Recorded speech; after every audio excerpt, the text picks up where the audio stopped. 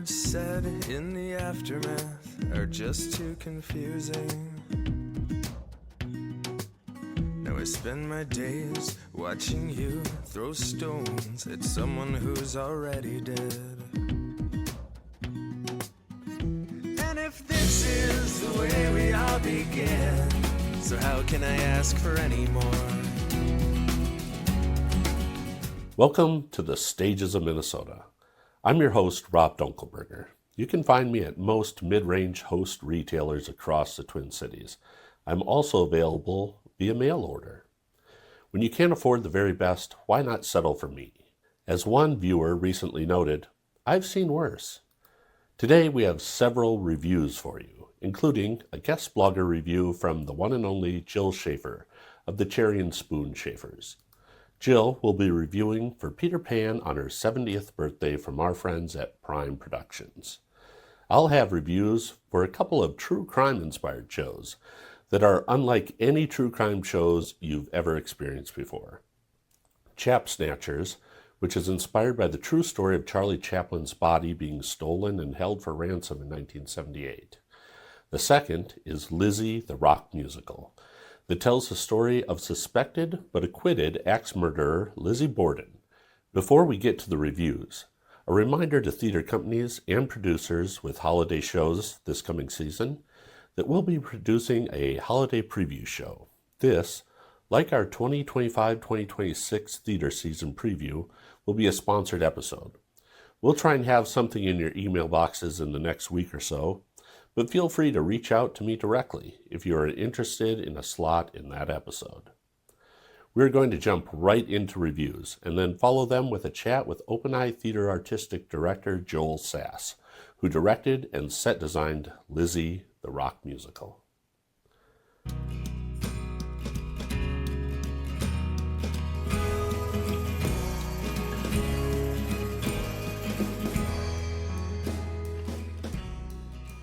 Jill from Cherry and Spoon, and yesterday I saw the new play by Prime Productions. They are in their 8th season of celebrating women in their prime, that is women over 50 like myself. And so their first show this season is called For Peter Pan on Her 70th Birthday by the playwright Sarah Ruhl, and I believe it's a regional premiere, so we haven't seen this play here before.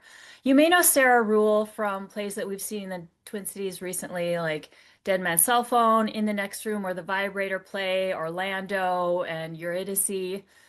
She wrote this particular play for and about her mother, who is a Chicago theater actor named Kathleen Ruhl. And like the character Anne in the play, she played Peter Pan when she was a kid in a production in Iowa, and she met Mary Martin, the original Peter Pan. So this is a story that Sarah Ruhl grew up hearing. And so she wrote this play kind of about her mother and her family. And the play starts 50 years after this childhood production. And now Annie, who is played by the co-founder of Prime Productions, Allison Edwards, she and her 4 siblings are gathered around their father's deathbed. So they're all around his bed and he's actively dying, and they're talking about their lives and their childhoods. And the interesting thing is, once the father dies, he doesn't leave the stage. The actor who plays him is just kind of hanging around and walking around and eating snacks and dropping things. And so it kind of brings up the question, when people die, do they leave us or are they still present in some way? So after their father dies, they go home to the family home. They have a good Irish wake with lots of Jameson. And the conversation starts to get a little deeper, a little more contentious. They talk about politics, which, by the way, this play was written in 2016, which is when family political discussions started to get a little sticky. So they discuss politics, they disagree, they talk about religion, they were raised Catholic. They talk about the idea of how do you know when you're grown up? And Anne says, I don't think I'm a grown up. I don't feel like a grown up. So then the final scene of the play is this really charming sort of play acting. So these adult siblings are kids again, and they're acting out the story of Peter Pan. But they're still kind of their adult selves, like stepping out occasionally. So it's really fun and playful, and they kind of work through their family dynamics through the story of Peter Pan. By the way, Anne's siblings are named Wendy and Michael and John, so that really fits. And that's kind of brings it full circle with the Peter Pan, the idea of growing up. The play's about 90 minutes long. I found it very relatable. It's about family dynamics, parents and children, siblings, grief, loss, faith, and just the idea of growing up. And do we really have to grow up? And some things make us grow up. And also, there's a live dog on stage, which is always fun for the audience. So that's for Peter Pan on her 70th birthday by Prime Productions, and that's playing at Mixed Blood Theater through October 26th.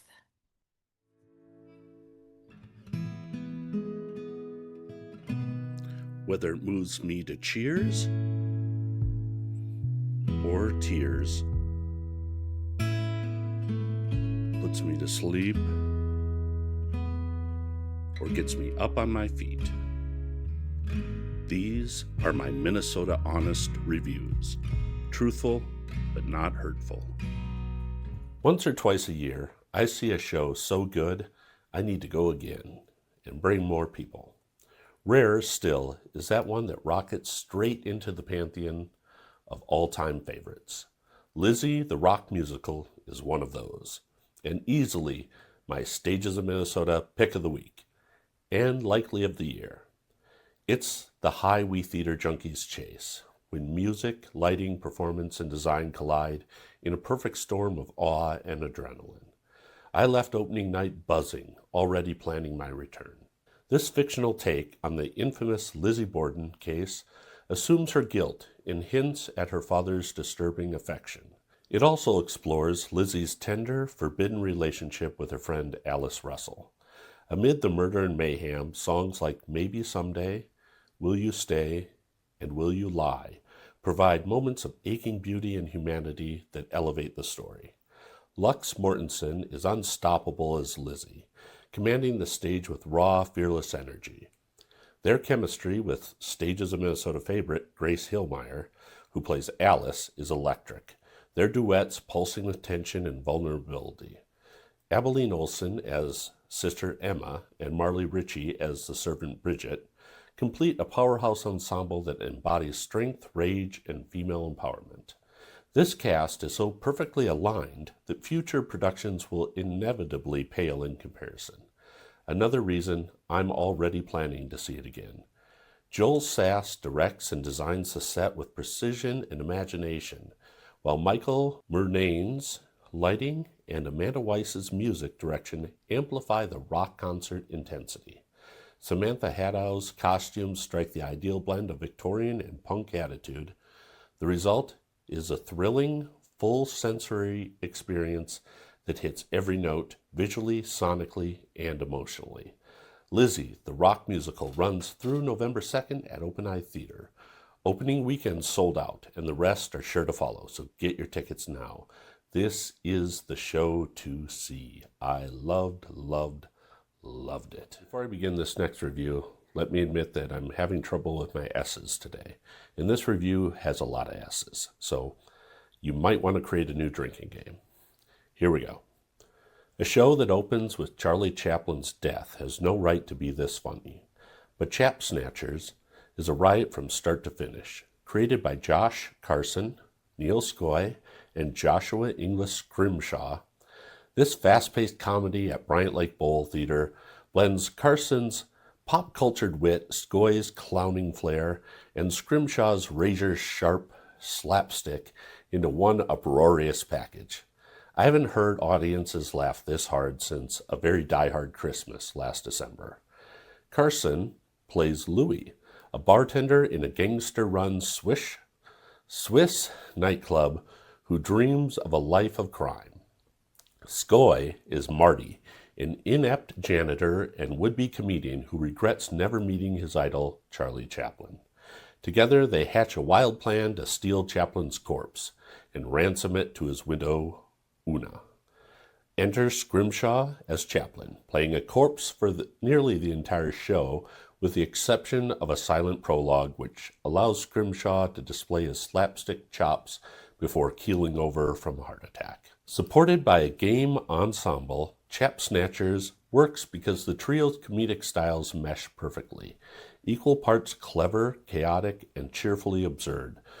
But be warned, I highly advise against sitting in the first 2 rows. But if you do, make sure to take big drinks whenever you think something funny will happen, and feel free to let nature take its course with the spit takes. Chap Snatchers, a true-ish crime story, runs through October 18th at Bryant Lake Bowl Theater. Today I'm joined by producing artistic director of Open Eye Theater, Joel Sass. I saw Lizzie the musical on opening night. Loved it. I was supposed to see a preview and my son got kidney stones and I couldn't make it, and they squeezed me into what I think was already a sold out performance. I'm so grateful you did that because that gave me time to figure out how to see it again. Just this morning I bought more tickets, what is now an extended run, because you've added another weekend. Looking at the schedule, and when I went in to try and buy tickets, I had to not do my first date, my second date, because it is selling really well. I think you might end up with a sold out run.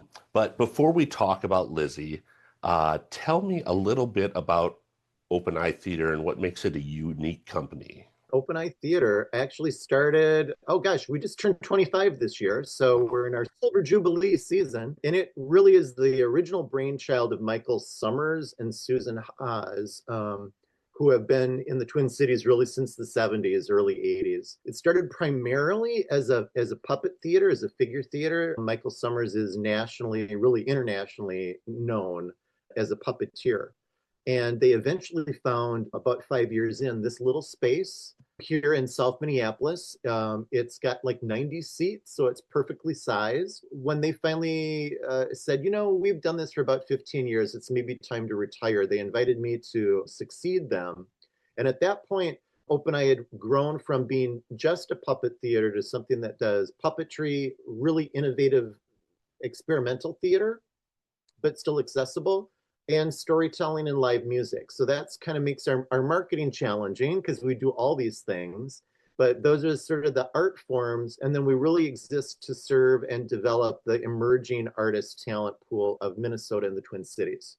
So we'll definitely work with folks who've been in the game and are maybe union artists wanting a chance to do something no one else will let them do, but primarily professionalizing folks who are going to make the Twin Cities their home base for the foreseeable future. Let's talk about Lizzie. What drew you to Lizzie? When did you first find out about it or hear about it? I think I might be slightly misremembering this, but it makes for a good story. My colleague Peter Rothstein of Theater Latte Da, about 10, 12 years ago, said, I just saw this weird workshop of this wild show in New York. It's maybe too weird for us to do, but you should take a look at it. And I did listen to it and have remembered it really ever since.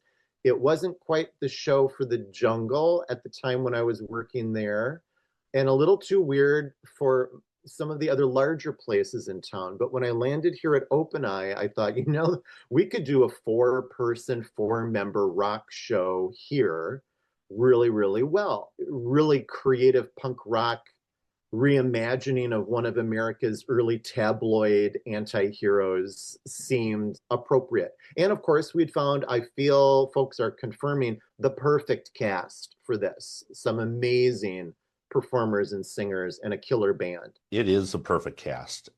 In fact, I wrote in my review that it's the sort of cast that as much as you want to see this show done again, it's always going to pale in comparison to that first time you saw it, because everyone in this cast is perfect in their roles. So I really hope in a couple of years somebody else does it because I want to see it again. But can they get this cast back, and can Joel design it and direct it as well? And can we let's just remount this yearly at Open Eye? That would be fantastic. One of the things about theater is that it's so ephemeral.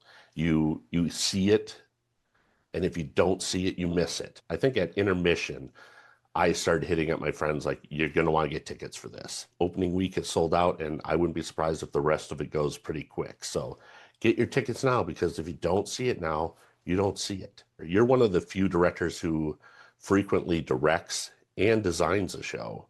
Why do you do that? Well, part of it is, I think it was just part of a skill set that I developed. Like when I first got out of college and was doing, like many of us do, you create your own little company. I was the only one I could afford to pay next to nothing to design the show.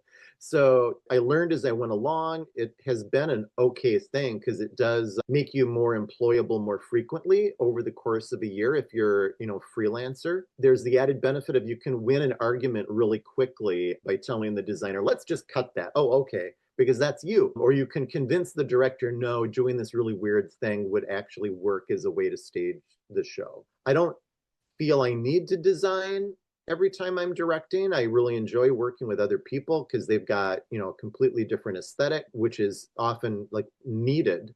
But this one felt like I kind of understood what needed to be the container for the show and these particular artists. I think the first thing I saw well, no, it wasn't the first thing, but the red shoes.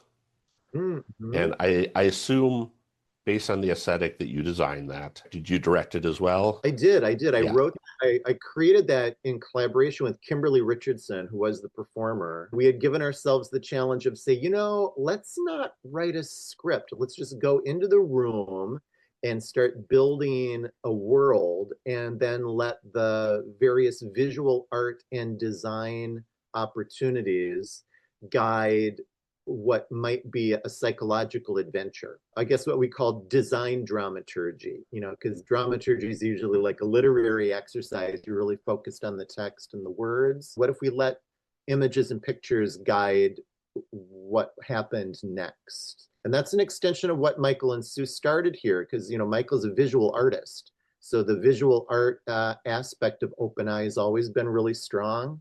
I think it's one of the things that it helps bring certain projects to the top of the heap if they've got a really interesting visual world as well. I think we bring a unique little thing to the local community because some of what we do isn't all language driven. With the red shoes, like this show, it was one as soon as I saw it, I got to go again. And for someone who for many years now has seen 4 to 6 shows a week, seeing a show for a second time, no matter how much I like it, is not usually in the cards, something I can even work into my schedule. That was a show, nope, I got to see this again because the design just really grabbed me. And then I had this same feeling with Lizzie. It's just such a driving score that I just loved it.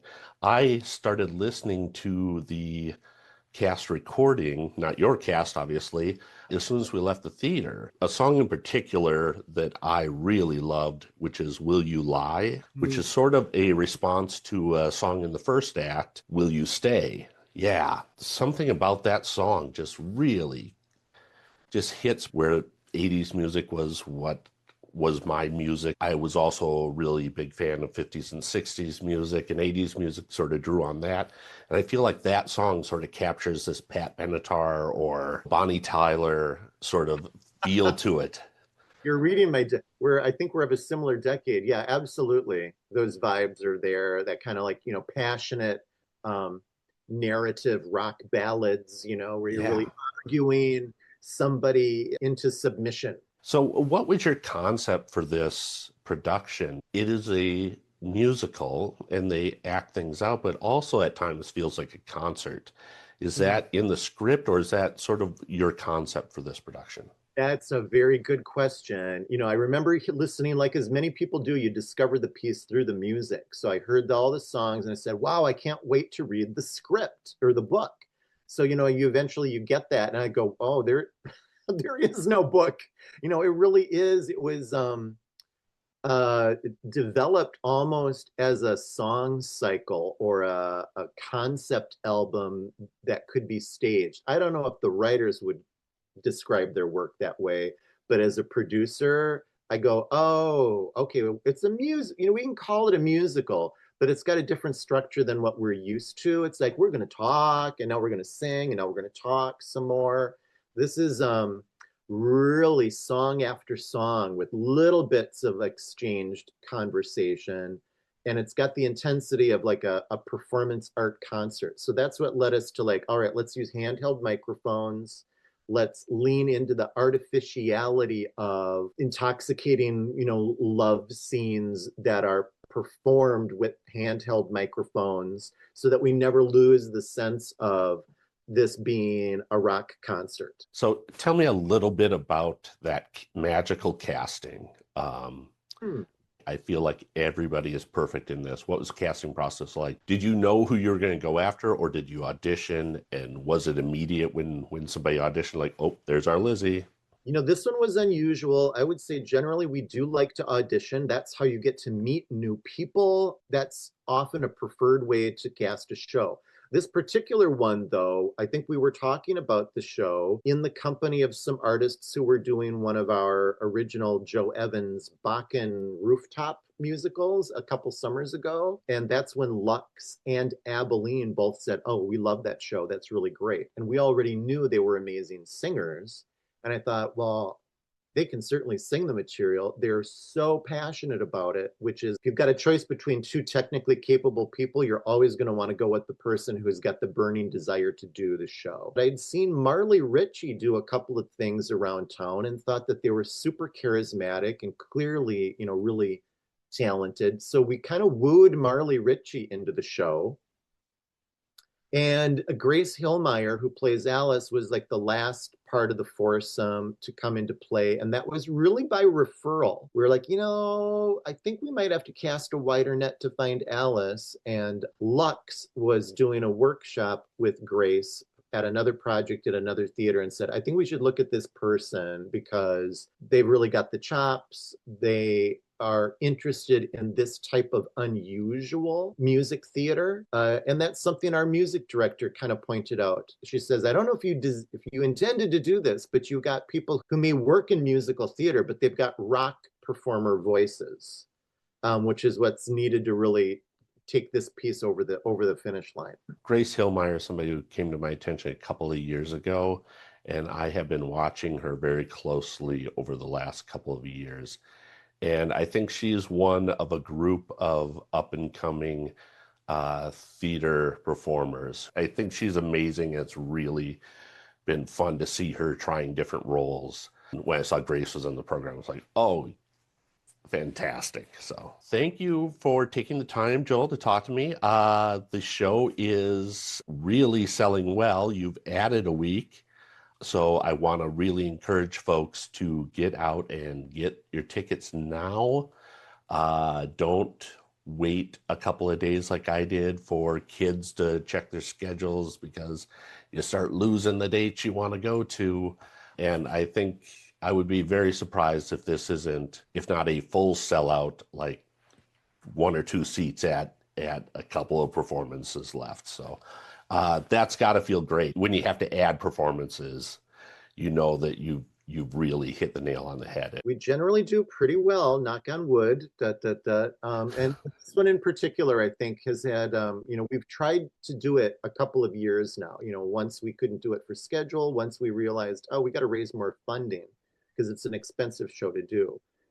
So I think that built up some anticipation, which we're seeing manifest now. And just to ditto what you're saying, Rob, there's a couple more shows on the schedule as of this morning that are now sold out. So hopefully folks will get a chance to catch the show if they jump on it quick. Well, thanks, Joel. I appreciate you coming on the show. Very glad to be here. Thank you for what you and all the other bloggers are doing to, fill a big gap that exists in the media layer right now. So you're helping people know what's out there for them to explore, and I know we all appreciate that. Yeah, well, we want to let people know there are adventurous productions being produced this season out there, and Open Eye is always at the forefront of adventurous and wildly entertaining shows. Well, thanks for being in the audience, Yep. Rob. We'll see you again. Okay.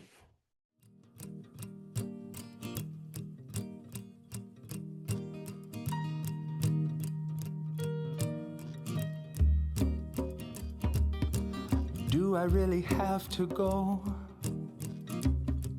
Hard pressed to find a reason to brave the cold. So warm inside your cabin, give me just another moment.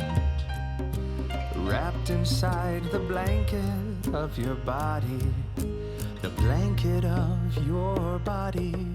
Time to hit the open road. Loving arms await me, their domain knows me alone. Never a single question, 35 years years full of holiday cheer, and still no invitation for my +1. That will just about do it for this episode. A reminder, I am available to host your YouTube show, theater talkbacks, corporate events, and children's parties. If you're interested in any of these services or just want to sponsor an episode of The Stages of Minnesota, including being a part of the upcoming holiday preview episode, you can reach out to me via email at robdunkelberger@thestagesofmn.com. Or catch me out at a show or at one of my many autograph signing events and grocery store openings. Don't want to invest in the show and by extension the theater community, but have comments, questions, thoughts, opinions, vents, or just need help matching your socks? Feel free to email me as well. We're always accepting new members in the Stages of Minnesota +1 Club. This isn't a joke. Send me an email with your name and mobile number. When I have a +1 ticket available, I'll text the +1 Club members. And if you can make it, text me back directly. No group text replies. The first person to reply gets to see a free show with me. Speaking of free shows, a couple of weeks back we ended our chat with fellow theater blogger Erica Scarlett of Lettered in Theater, who also works as the marketing and communication director at History Theater, with talk of a ticket giveaway for an upcoming show. We didn't follow up on that in the wrap-up because it was also the episode that we had Jill from Cherry and Spoon on, who announced her 15th anniversary ticket giveaway. We wanted to give Jill's promotion a little time to breathe on its own. That giveaway has ended, and so we're moving on to History Theater's giveaway. To enter the drawing for a pair of tickets to any upcoming show at History Theater this season, email me with History Theater Ticket Giveaway in the subject line. We'll leave this contest open through November 2nd. On November 3rd, I'll draw one name at random for those tickets. Either Erica or myself will be in touch that next week to help you arrange for those tickets. Thanks to Erica and History Theater for allowing us to share their wonderful new season with all of you. We'll link to the History Theater in the show notes so you can peruse their season and purchase tickets if you don't win the pair. I want to thank Joel Sass for taking the time to talk with us about Open Eye Theater and the absolutely dead brilliant Lizzie, which runs through November 2nd. We'll link to Open Eye website in the show notes, as well as Prime Productions and Bryant Lake Bowl Theater, so you can purchase tickets to all the shows reviewed on today's episode. You can read my full reviews at thestagesofmn.com. Remember, if you see me out at a show or anywhere, don't be shy. Say hi. Let's get a photo together and put you on the Stages of Minnesota. Thanks as always to Ryan Lee for the generous use of his music. Every note of music used on the Stages of Minnesota comes from his albums, which you can find at ryanlee.bandcamp.com. Whether you're watching the YouTube edition or listening to the podcast version, please help spread the word because you're my best friend. And that's what best friends do. Don't forget to like, subscribe, share, and review the show. Until next week, as Carol Jackson said to the Swedish chef, Jorgen, Borgen, Jorgen, Borgen, which I've kindly translated for you as, go see a show. 'Cause it's all over but the shouting. Every soul needs light. My mind's been wasting away in the afternoon shade, out of sight. And I am not the pure and perfect one, but my branches are still bent toward the sun.